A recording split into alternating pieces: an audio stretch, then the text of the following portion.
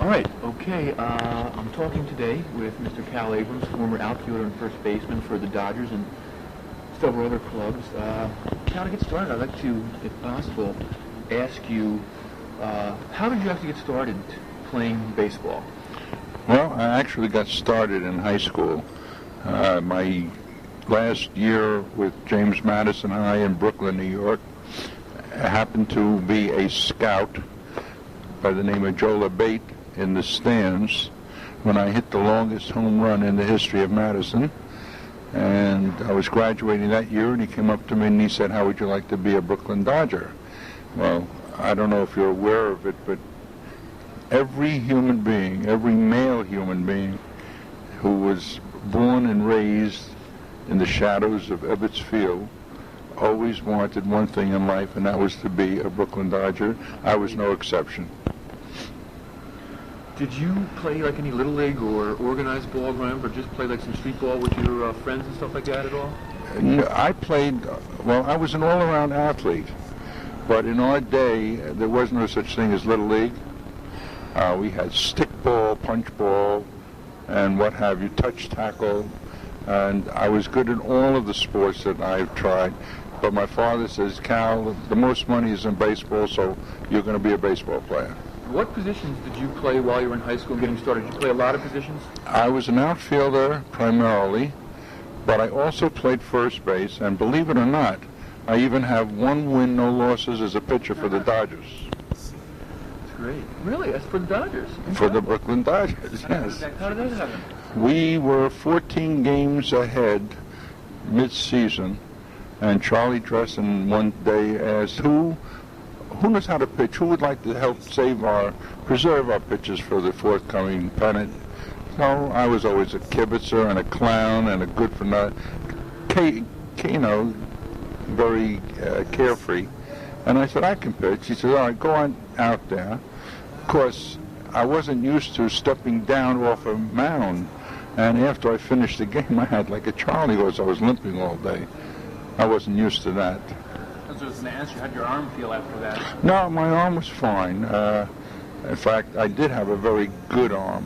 Between Carl Furillo, who played right field, and myself, who played left, as good as Duke Snyder was, our bullpen coach, Clyde Sukforth, once made a statement that between Abrams and Furillo, they could cover the outfield. And that was a great compliment for me. My arm was good. Furillo's arm, well, I don't know if you know about the Reading rifle. There go stories. And he played that 297-foot wall like nobody else could. And no one went from first to third on a base hit because he'd throw them out. When you played your games for Madison High, was there a field right there you played in, or did you play fields revolving around the high school? How was that set up for you guys? No, they had, right next to our field was a dirt baseball field called St. Athanasius. And it's very funny because last week, I live in Miami, in Florida right now, and the Miami Herald was talking about the old days in Brooklyn, and apparently the fellow who was writing it was talking about East 2nd Street and Avenue M, where I live, the Claridge Theater, where I went into the movie house, James Madison, where I went, and it was like reliving my own life. Very, very strange. Was there a specific person, you mentioned your dad, but was there someone else when you were a kid or as you were growing as you got into high school who kind of directed you into baseball? My dad was my key. Right behind our home, we had a big lot with weeds and what have you, and he would call 3 or 4 of the kids that would stay out in the outfield, and he would pitch for hours while I batted, and then he had a catcher's mitt, and I would go on the mound and throw. So I got all of my initial work in baseball there. Then in high school, the manager and teacher, Artie Wunderlich, was a wonderful person who recently passed away, also gave me a lot of instruction and help. And I received a contract from Joe LeBate from high school for $75 a month to play in Olean in the Pony League, but the series was on. There was only 2 weeks left to the year, and I had to wait until the season was over. Unfortunately, the right fielder broke his leg running around in the rocks and the holes up in Olean, so they whisked me up there. I played 2 weeks, and then I was drafted in World War II at age 18 for 3 years. Now, when I came back out of the war, because I still had a contract with my initial or name on it, I was a slave to that $75 a month. I could not go to any other team, so I had to stay with the Brooklyn Dodgers. So you were acquired by the Dodgers. Joe LeBake was a scout that signed you right out of high school. Right. You went to Olean, then World War II, so you came back. Where did you go? Okay.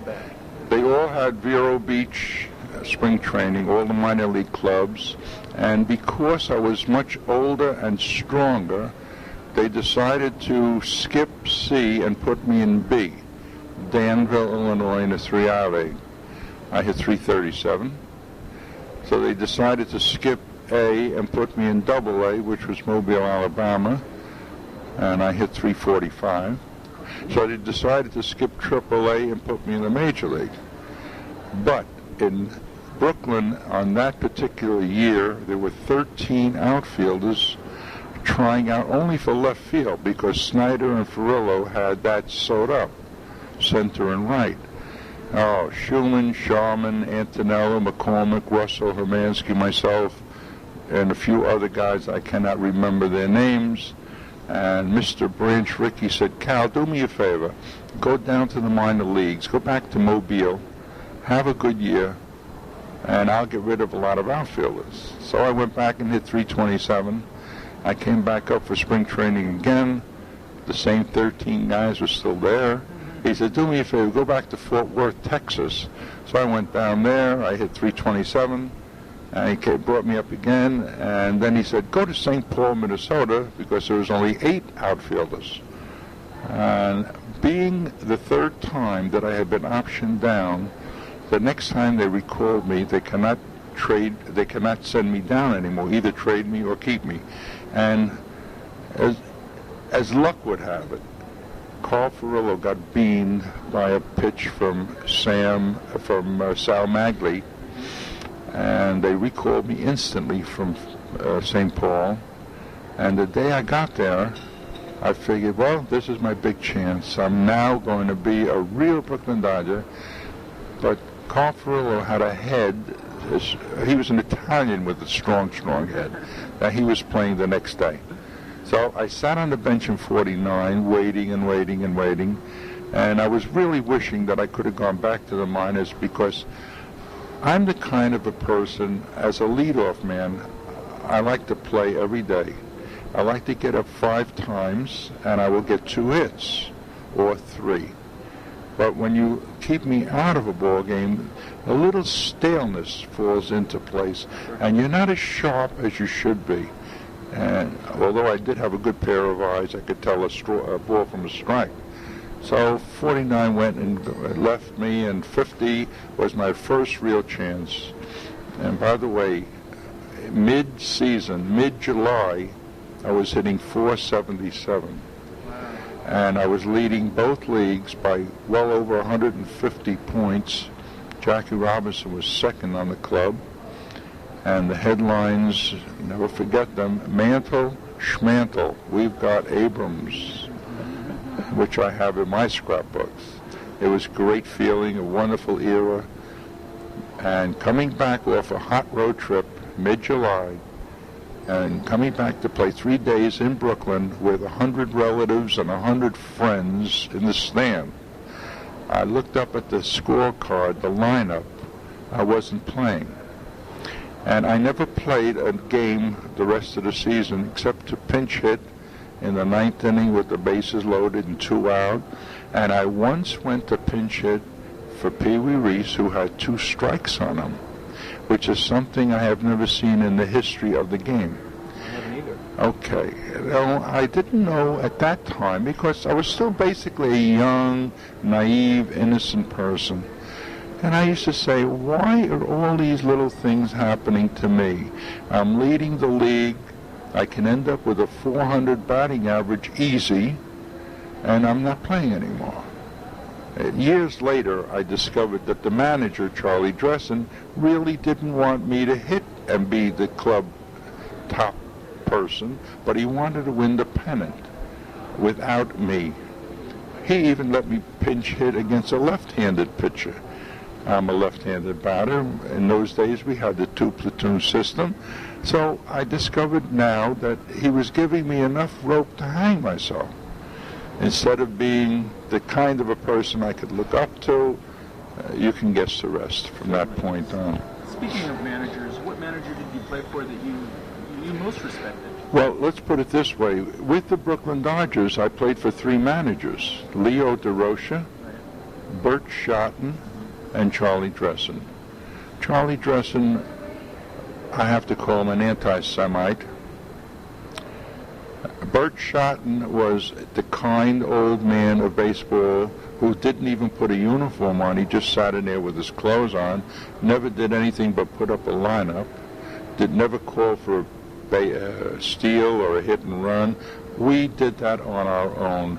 I and Pee Wee Reese had our own signals. I would run from first on a hit and run. We played like no other team played. Everyone else was governed by a manager or a coach or whatever. And Leo DeRocha, I have to admit, was a super baseball manager. He knew the game. He was a rough and tumble. But there were certain things that he did that I cannot discuss that were very nasty. And I will never forget what he did to me at one point. But as I said, he was a good manager. Well, and I didn't mean to limit that to the Dodgers, because I know you also played for Baltimore, okay. You played for Chicago and Pittsburgh. Fine. My theory, right? My opinion. A manager does not win or lose ball games. In my estimation, a ball player does.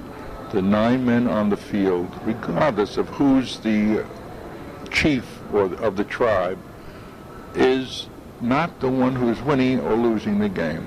He can't stop a man from making an error.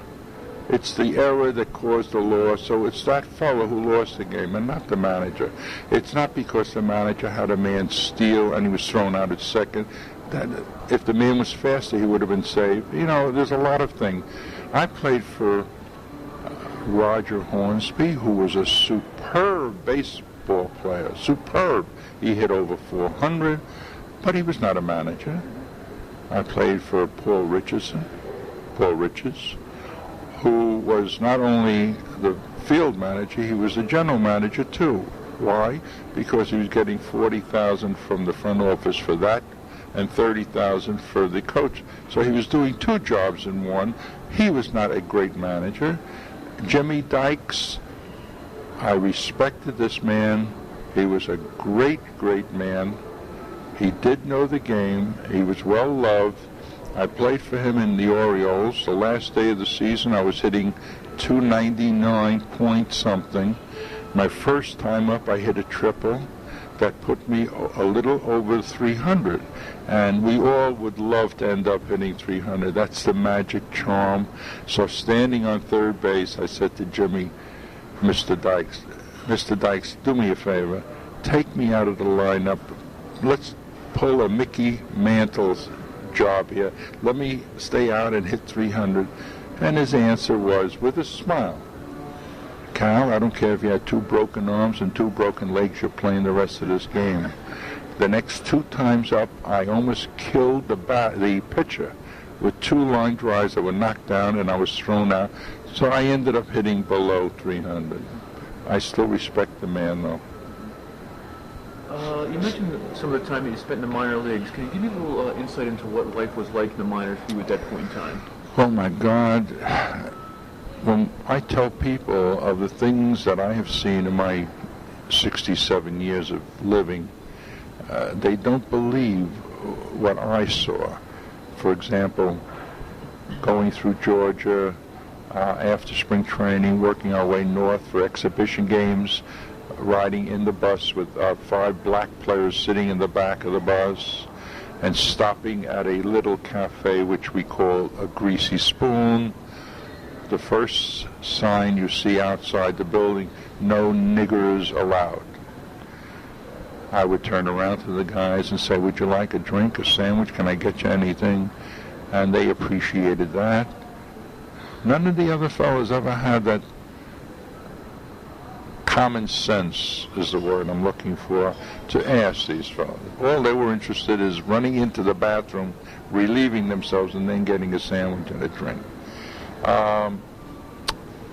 We played an exhibition game in Fort Benning, Georgia, and another one on the way to Atlanta during a barnstorming in the winter. Now, Fort Benning, we had 35,000 soldiers watching the game, and Atlanta, we had a pre-sellout crowd of 15,000 people.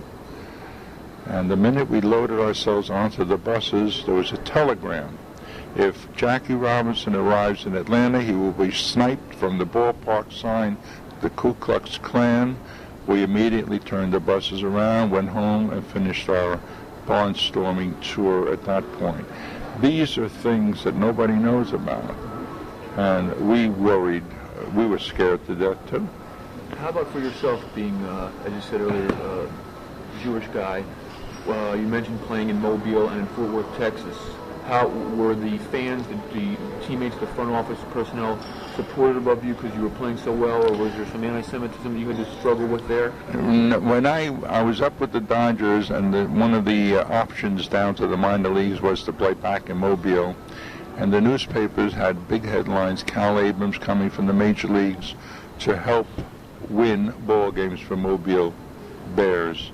So I was practicing in the outfield, and a farmer was sitting there, and he called me over. And I assumed he wanted an autograph. And he says, I read in the paper, you're a Jew. I said, yes, I am. He says, well, what are you, Jewish Protestant or Jewish Catholic? And I said, oh, my God, I'm in a territory here that doesn't, that was in that era. Then when I played for Bobby Bragan in Fort Worth, Texas, my wife and I and first child, flew down from New York in an 8-hour flight in those days. And the president of the club, Mr. Reeves, met us at the airport and was driving us in his limo back to town to go to the hotel to sleep. And we had to pass the ballpark, which was being played, the game at night. The lights are on and shouting, hooray, hurrah. And he said, would you like to go in and see Bobby Bragan and the club and see what's going on? I said, if you don't mind, we're very tired, I'd like to get some sleep. We went to the hotel, and the next morning I came down to get the paper, and Bobby Bragan, our manager, was there, and we shook hands, and he says, Cal, this is crazy, but I have to tell you, we have to go on the road for 2 weeks. And the schedule was supposed to be at home for 2 weeks. I said, why are we going on the road? My wife is here with a baby and doesn't know a soul. He says, somebody burnt the ballpark down. All the metal, all the wood, everything burned down to the ground. And I said, but you played a night game. Well, right after we finished the night game, somebody torched the stadium. And we had to go away for 2 weeks. While I was away for 2 weeks, they had a typhoon. They had levees breaking and water running through the Fort Worth town and bacteria, and my wife had to go for shots, and I couldn't believe this was happening. After all, we were little Brooklyn, New York people. Nothing like that ever happened. These are just some of the quaint stories that happened. So overall, though, your teammates and stuff were pretty supportive. You didn't have any of that sort of... No. We ball players, because we were Dodger minor leaguers, they played as Dodgers. I had some wonderful fellows. Carl Erskine was on my team. Mm-hmm. Preston Ward, Toby Atwell, fellows who did have some time up in the big leagues also. George Schuber, and a few other people. Chuck Connors, the rifleman. Yeah. He was my roommate. We had a lot of fun. Oh, yeah. A lot of crazy things happened. So in '49 was the first time that you really got a chance to spend some extended time with the ball? 50. 50 was the first time. But you were called up in 49 when Yes. Little he was beamed. Right, he got beamed in 49. Were you up there? You were up there at the end of the year when you guys battled the Cards down at the last game of the season and beat them. Were you still with the team at the end of the year? In 49? Yes. And tell me a little bit, if you can, about... I don't recall too much of 49, though, because I was disappointed in not playing. And all I was doing every day was getting dressed and sitting on a bench and waiting for something to happen that never happened. So I was really downhearted, and only by playing do I remember what was transpiring. Okay. Let's talk a little bit. Sure, go ahead. I was going to ask you, the Ebbets Field in those days was a colorful atmosphere. Very. Do you remember your first at-bat, first coming to bat at Ebbets Field? I believe I got a walk the first time up. What was your impression when you came out? I loved Ebbets Field because all the people, no matter where they were sitting, were so close to the ball player they can almost touch them. You could hear people talking to you while you're at bat. We were not only a family as a team, but the people around us were also part of the family. And it was a wonderful relationship. But the people in Brooklyn are a very rare breed. They say out of the mouths of babes come pearls. We were playing in Brooklyn for 3 solid weeks, and after each game I'd come out, there would be at least 200 kids with the penny postcards waiting to get your autographs. And this one particular boy always managed to be the first one. And, after 3 weeks I'm saying to myself, why does he need 21 Cal Abrams?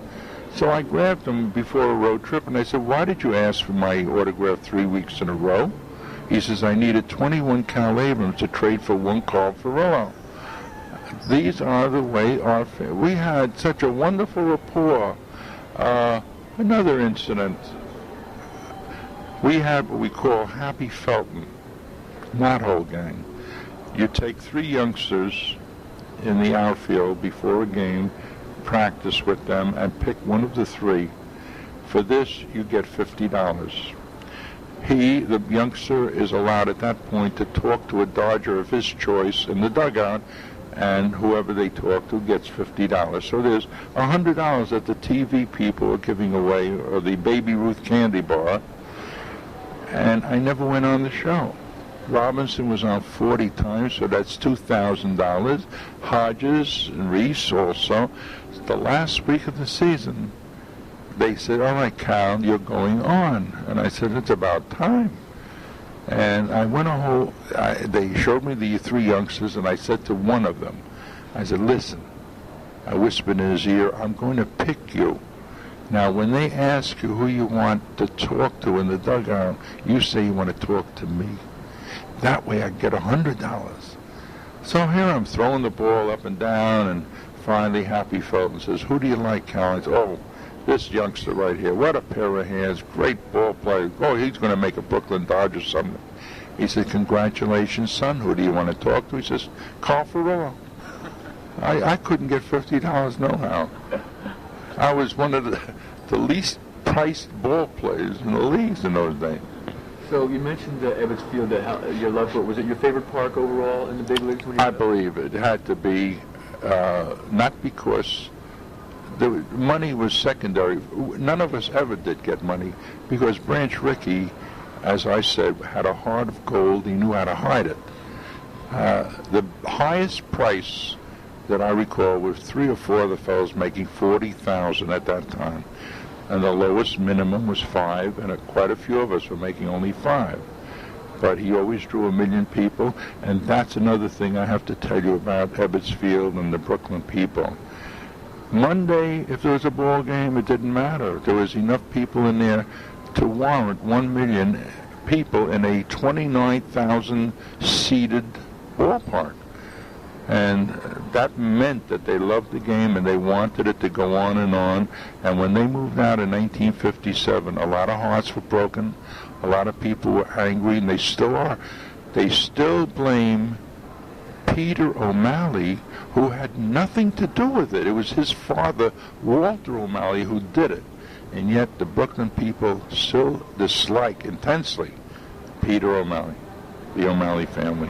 When you got up to the big leagues, was there a player who kind of helped you out or took you under his wing at all, an established guy who kind of showed you the ropes at all? No. As a matter of fact, I was considered a loner because, number one, the religion had something to do with it. Number two, as much as I liked all the fellows on the team, they were all clicked off. Hodges had his associate, Hermansky had his, Jackie Robinson had his, and I would be rooming on the road by myself because they had doubled up with other fellows. So I was more or less a loner. But I spoke Spanish, and Mr. Rickey decided that if he ever gets Spanish ball players, he would have them room with me so that I can teach them English while we were playing. And of course, as I said before, I enjoyed life. I was a happy-go-lucky person. I clowned around a lot, and I think that's what kept me going. The motivation was there by laughing a lot. A man one time said to me, a ball player from the opposing club said, "I wish I had your nose full of nickels." And I was leading off that day, and I said, "I wish I had it full of pennies, and I'd be a millionaire and then get a base hit." This made me feel super, you know. But with the Spanish boys, we would go into a restaurant, and he would say in Spanish, "How do you get the waitress to come over? And I want apple pie with vanilla ice cream. I love that." So I said, "Well, her name is Screwball." Say, "Hey, Screwball." And when she comes over, you say, "Give me apple pie a la commode." And he'd yell it out, and she'd laugh, and the people around us would laugh. So then he would look at me and say, "You know damn good. We're on the Pullman berths of a train," and he says to me as we're all going to retire, "How do you say to the guy, 'Good night, sweet dreams, I'll see you in the morning'?" And I would say something very nasty, and he would yell it out, and they would look at him, and again he would say, "You know damn good." And this is what kept me going. You mentioned Branch Rickey. If you could tell me a little bit about some of your dealings with him personally, how were they? Oh, terrific. Number one year I had a fair year, and we were going to spring training, and I decided I would wait until spring training to sign. Now, they gave us transportation on the train, Severo, and we got there. My wife and I put our luggage in the room. I walked across to his office. "Hello, Mr. Rickey, how are you? I'd like to sign a contract, but I'd like to talk to you first. I'd like a $500 cost of living increase. Not because I was a great ball player and had a good year, but because I need to eat. My family is starving to death." And he says, his eyebrows, thick, bushy eyebrows still down, "Did you unpack yet?" I said, "No." He said, "Good. Get back on the train, go back to Brooklyn, and wait till I call you." I went back to my wife. I said, "May, I didn't sign." And he said, "Go back to Brooklyn and wait." My wife said, "Number one, I'll divorce you. Number two, we haven't got 10 cents to pay for our fare back. Number three, go kiss his big toe and sign for whatever he gives you." That's the way we had to play our games in those days. Not like today. No arbitration, no union, no nothing. Tell me a little bit, if you could, about the 50 season. It was a pretty exciting season, and the Dodgers had a very fine team, and you had been playing quite a bit, as you mentioned earlier. And then there's that famous play in the last inning of the season where Richie Ashburn threw you out of the plate. If you could just give me some of your reminiscences about the season and that particular. Well, the season was going along very, very well, and we were very hot. We were doing a great job, but unfortunately we ended up tied with the Philadelphia Phillies. Now, the ninth inning, I got a base hit. Pee Wee Reese was to sacrifice me and bunted the ball so perfectly that he got a hit. Now, we had a man on first and second, nobody out, tie score. I'm the winning run. The next man up is Duke Snyder. The catcher, Stan Lepata, gave Robin Roberts, the pitcher, the signal to pick me off at second base. That sign was flashed to the outfielder, Richie Ashburn, who immediately started to charge in to back up a bad throw at second, getting me, so that I could not advance to third. Nobody knew about this except Richie Ashburn. Our coach, Milton Stock at third base, had seen the outfielders and their present positions, and then he was watching Duke Snyder, and Roberts missed the pickoff sign and instead threw the ball home. Snyder hit a line drive past my head, a shot. And I knew in my own mind that if everyone were playing his rightful position, I would have scored simple. I was very fast. I started on my horse, I'm running toward third base, and the first sign that Milton Stock had flashed was the go-ahead with his right hand.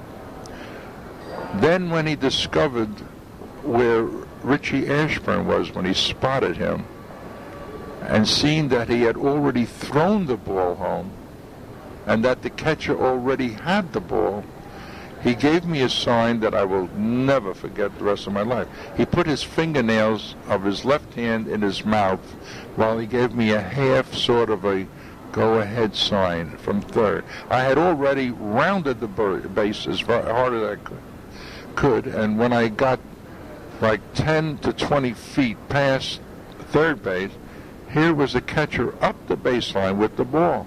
I could not stop and go back. I was out. So the only thing I could do was run into him and try to knock the ball out.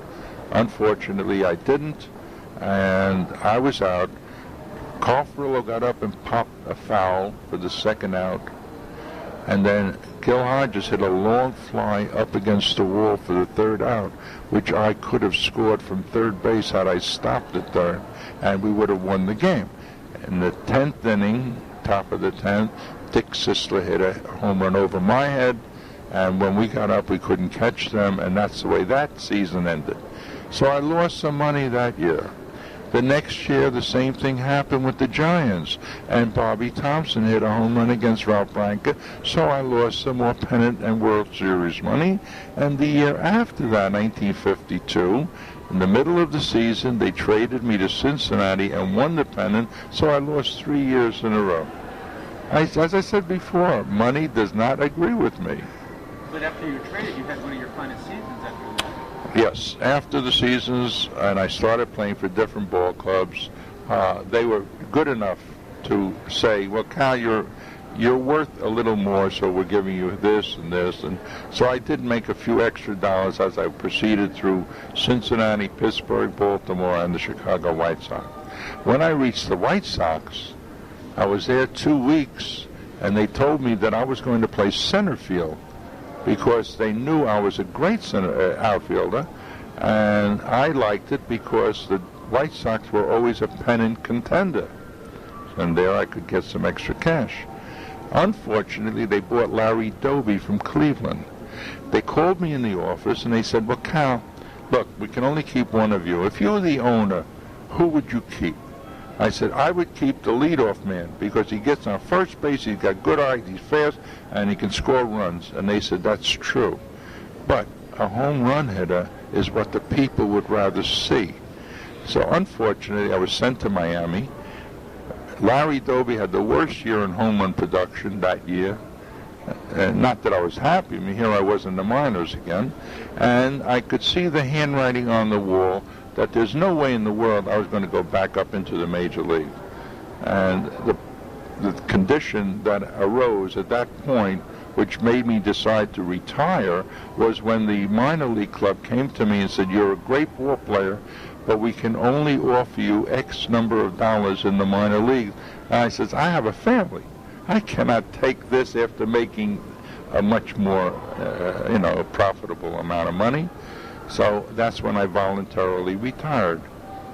And because I was nice enough to get out of the game gracefully, I've been rewarded with little perks now and then. But the true perks have come 35 years after I left, and such as coming to the old-timer game here today, getting on cruises and doing baseball talk. So I'm very happy with what my life has set out to be, and I'm happy doing what I'm doing now. How was it when you were traded from the Dodgers to Cincinnati, being with a club that was always a pennant contender, going to, I believe Cincinnati at that time was a sixth-place club? Did that really shock you? Was that like a blow to your psyche at all, or No. did you get a chance to play? No, there was a situation there that nobody really understood. First of all, Branch Rickey left the Dodgers and went to the Pirates. Branch Rickey had already put a $1 million price tag on me for sale a long time ago. So when he called the Dodgers, they said, fine, we'll sell him to you. Give us $1 million. He said, you're crazy. I'm not going to give you $1 million for Cal Abrams. Well, he called Gabe Paul in Cincinnati and said, if you buy Cal Abrams, I promise you I will make a big trade with you in the winter, which happened. But the funniest thing is, I'm playing in Cincinnati. We got 3 games. First day I put my Dodger uniform on, I go out, I do a good job. Second day I do the same thing. Third day I'm putting the uniform on, somebody taps me on the shoulder. Take the uniform off, go next door, we just traded you. That's the way they did business in those days. So now I'm playing with Cincinnati. They said, you'll play right field for us. I'm in right field. Ted Kluszewski was our first baseman. I have to tell you this one incident, which makes me feel good. And Jackie Robinson got up. He hit a line drive to me on a base hit, and it was one of those perfect jobs where the ball gets into your glove very quickly, and I didn't care who was watching. I decided this might be an error, it might be the wrong thing to do, but I know what Jackie Robinson does. He rounds the base hard, he can stop on a dime. If you bobble the ball, he can continue. I took the ball without thinking, and I flung it as hard as I could directly at Ted Kluszewski. The ball hit him in the chest hard, and it rolled on the ground. It didn't bother him, though. He's so strong. Meanwhile, Jackie had stopped on a dime, and when he knew he was out, he was scrambling to get back. Of course, he was safe because Kluszewski was watching to see that he touched the bag. And when he got himself up and brushed himself off, he turned around, looked at me in the outfield, and his pearly white teeth were flashing, and I knew he was talking to me and saying, you're a goddamn good ball player. It was an honor and a good feeling that I got. But as I said, I didn't know I was going to Cincinnati. It was really to go to Pittsburgh. And true to his word, I did end up with Pittsburgh at the end of the season, and he traded me for Gus Bell, who was a heck of an outfielder. What was it like when you went into Pittsburgh at that point in time? They were, again, another team that was struggling. How did you get a chance to play a lot with them? And tell me a little bit about Fred Haney, if you would. Fred Haney was a wonderful guy. He was okay. We had Ralph Kiner there. We had Frank Thomas. And I had a wonderful relationship with the ball club and the people. We made some great friends in Pittsburgh, but that wasn't to be my home for the rest of my baseball era, although I hit .280 and had 15 home runs as a leadoff man. So when I went into Branch Rickey again and said I'd like some more money, he would look down at the statistics and said to me, quote, I can't give you more money because you hit 15 home runs. I didn't ask you to be a home run hitter. You're a leadoff man. I wanted you on first base. And that's what happened. You're a leadoff hitter. Could you describe to me your hitting style? Okay. I was the type of a hitter who didn't break his wrist until the last moment. That way my bat was always level and going through this way, and then I broke my wrist. Therefore, when the bat met the ball, it was slightly on an angle that the ball would ricochet toward center, and left. A lot of people would say, Cal is not a pull hitter, but he's getting his base hits by hitting to the center and left side of the field. One year in Fort Worth, I was batting .384 at the end of the season with a month to go. And Mr. Rickey flew down, And he said, Cal, I want you to be a home run hitter. I want you to play. You're going to be in Ebbets Field. It's a short right field fence. I want you to turn your whole body around and face the pitcher, literally face him, and when that ball comes, I want you to pull it. It was such a hard situation for me to stand this way, looking at a pitcher and still pull the ball. I was missing it, I was striking out, and with maybe 20 days left, my average dropped way down. I said, that's it. I'm going back to my old stance, and I ended up hitting 327. Got my hits one after another. What was your strategy as a leadoff hitter? To really work the pitcher, get him deep in the count, or just look for whatever you could do? What was that sort of strategy for you? Well, as I said once before, I did have a good pair of eyes, and the umpires, knowing this, bore down a little better than they would with the average ball player. If a ball was 2 inches inside, they knew it was a ball, and I was taking it. It was a ball. And they knew that if it was a strike and I didn't swing, they're going to call it a strike. But I was not a guess hitter. And for this reason alone, I never swung at foolish, stupid pitches like I have seen so many times in the past. If a man is thinking fastball with 2 strikes and the pitcher throws a curve in the dirt and the man swings at it, to me, that is not a good ball player. That is not a good ball player, and it don't deserve $2-3 million. But I very, very rarely ever swung at a pitch in the dirt. And I very rarely swung at bad pitches. The only time I would swing at a bad pitch was when there was a super speed and the ball was rising. We had a few fellas that could throw hard, Bob Fella. And if they threw it like letter high, if I stepped into the ball and swung, it wasn't letter high anymore, it was shoulder high. And then I said, okay, from now on, watch that rising, watch the step, and you will not swing at that. I talked to myself. And I considered myself a good hitter, not a great hitter, because if I was a great hitter, I would have been pulling balls also. What was your strategy on a 0-2 pitch? Anything special? 2 strikes?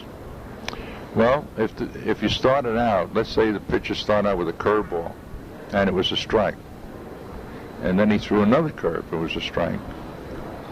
The next pitch, no matter what it was going to be a waste. Could be a fastball on the outside part of the plate, or a good curve, but very rarely can the guy get 3 strikes in a row on 3 curves. I don't know too many pitchers that can do that. So now it's 2-1, 1-2. Next could be a fastball. I might swing it, foul it off. Next pitch could be a slow curve, which I would time and punch over the left, over the shortstop's head. I don't try to kill a ball. I don't try to hit home runs. And yet in Little Rock, I hit a 600-foot home run. It was, of course, in those days we had what they call a 98 baseball, and the air in Little Rock, Arkansas, and is very clear and crisp, and the balls travel an awful long way there. How about on the 3-0 pitch back then, being a leadoff hitter? Would they ever turn you loose? Or No. 3-0, they did not want me to hit, and there were a lot of times that I had quite a few walks. I was a walker and a singles hitter. Eddie Stanky, who preceded me, was a superhero because he would, with 2 strikes, keep punching the ball foul until he finally got a walk. I didn't have to do that. I had the eye and I had the hitting ability, so I wasn't worried about that. I was also very fast, and I knew a lot of times when I hit a Baltimore chop to the shortstop, I'd have a base hit. Not like today. I see them thrown out by 2 steps. So I figured, well, these fellows are getting so much money, they're reading so much, they're so big and strong, they can't run as fast as we did because we were hungry. How about once you were on base, did they give you the green light to steal a lot? Was that part of your game strategy? When I played with the Brooklyn Dodgers, we as a family would give our own signs. Pee Wee Reese would give me a sign by picking his nose, and I would run on a hit and run, and he hit the ball at second base. Duke Snyder and Reese and Hodges, they had their own signs too. There has never been a ball club, as far as I know, where the baseball player himself was the manager, where the whole team did their own hit and runs, taking, hitting, so on and so forth. And today it's so obvious where the coach at third looks into the dugout, he gets the sign. Maybe the manager isn't giving it because everybody's watching the manager, so he has a man with a towel around his shoulders over sitting on that end of the bench giving the signs, and it's fluctuating from back, forward, and all this. To me, it's ridiculous, and it isn't necessary for the manager to, all right, take this one, take this one. It's not right. We did our own thing. Also, when a man is on second base, if he can catch the catcher's signs, we would give the sign to the batter, this is a fastball, or this is a curveball. Because there are quite a few ball players who cannot hit fast pitches and curveballs. You know, they're off stride. So if he knew a fastball was coming, he would get into it better. Do you feel that, I don't even know if you had him back in your day playing like a hitting coach or your manager or something like that, could they help you or hurt you as a hitter once you made the pros during your time? No, the only one that hurt me was Branch Rickey that one year by turning me around to face right field. Other than that, no one had ever come to me because, in all honesty and modesty, I was a hitter. I hit well enough. I was like a Pete Rose when he hit the left field, because he could hit the right field too. But as the years went by, I started to pull a few balls. I hit a couple of home runs deep in right center field, and I was very happy to do it. I guess maybe it was because it was a changeup or a pitch, off-stride pitch to get me off balance, but I did it. And what do you think causes a slump for a major league hitter? I don't think that there can ever be a true answer to that. It's just going constantly every day, day in, day out. You know, sometimes you can overtrain for a fight. Sometimes you can be playing too much and you're over. There's something about you that is missing. 1/1000th of an inch. It could be the eyes, it could be the wrist, it could be the swing, it could be the stance. I went to one ball club, I believe it was Detroit, and when I was leading off, I touched the plate, looked at the pitcher's mound, and I said, hey, this rubber is a little cockeyed. And everybody told me I was wrong. But then when they looked, there was, sure enough, the rubber is there, straight ahead, but the point of home plate was facing almost like shortstop. And when I stood at that plate, I was very uncomfortable. And the umpires were calling certain balls strikes when they were really balls. So I made sure that they knew, and I had them turn it around. You feel things, you sense things.